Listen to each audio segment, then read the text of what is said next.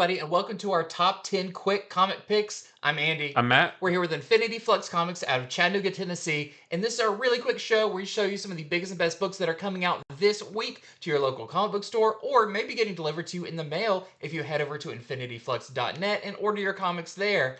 But we've got some really good stuff for you this week, so let's get into it. We're going to start with one of our favorites, Ultimate Spider-Man #3, just continuing this awesome story. Ben and Jonah are sort of setting up their offices.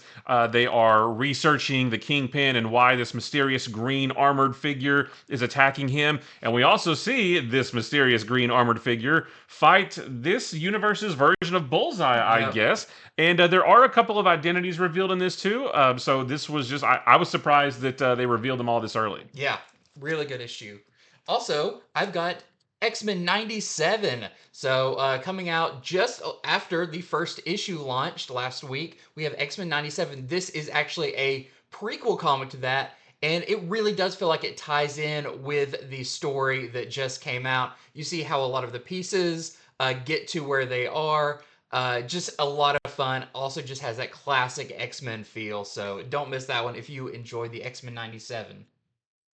Next is Feral #1. This one was much ballyhooed. The same team that brought you Stray Dogs now brings you a story with cats. Although instead of trying to navigate a serial killer, this one involves some kind of rabies that could turn some animals very feral. I guess that actually could have some more implications for the human race as well. So a very very cool new issue. Next up, we have Duke number. I have it listed as Duke #2. This is Duke #4, the penultimate issue of Duke. And we saw in the last one, we've got our team of Duke and Stalker, Rock and Roll, Baroness, Clutch, all pinned down in the pit by Blood's forces. What can they do to combat that? Maybe there's some cool equipment in the pit that they can utilize. So don't miss out on this one. Continues to be awesome and is setting up for a fantastic final issue.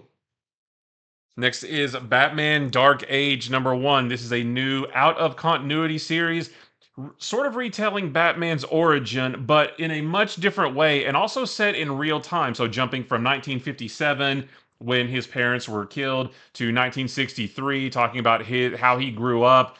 We get a little bit of a peek at Bruce in the year 2030. And it's all in real time, and like I said, tells a very different story of how he became Batman. I've got another new one. This is Jackpot and Black Cat #1. So the two team up again because it seems like Black Cat's doing a heist. Jackpot goes in there and says, "Hey, you don't really need to be doing this." And she said, "I have to because this app on my phone is blackmailing me to do some horrible things or do something to someone very close to me." This does have a new character that is someone close to Black Cat. Really fun team up in this, and it seems like it's not going to be going well for MJ Yeah. coming up in the next issue. So if you like those characters, definitely check this one out.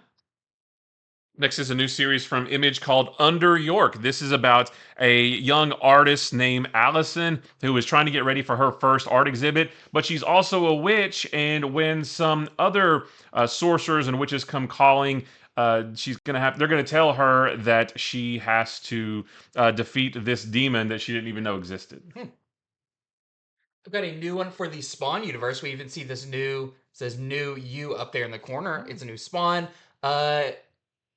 Adjacent title, Sam and Twitch Case Files #1. So in this one, you've got your classic detectives of Sam and Twitch, but it's quite a bit later from the original series. Sam is still as hard to work with as possible, and he pushes one job a little too far and gets himself suspended.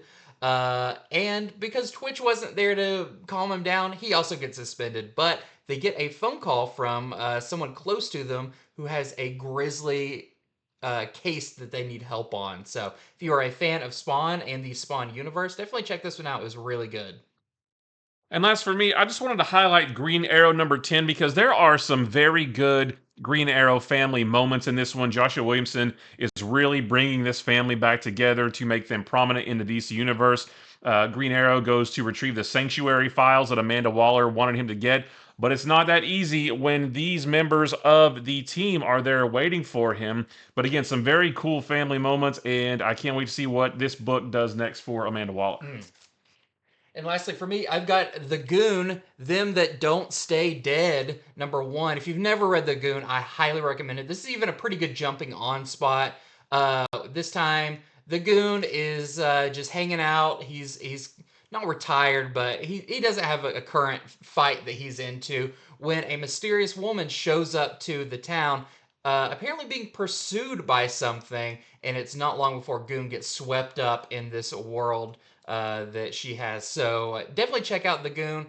A lot of fun, like legitimately really, really funny. So awesome, awesome intro to the Goon universe there.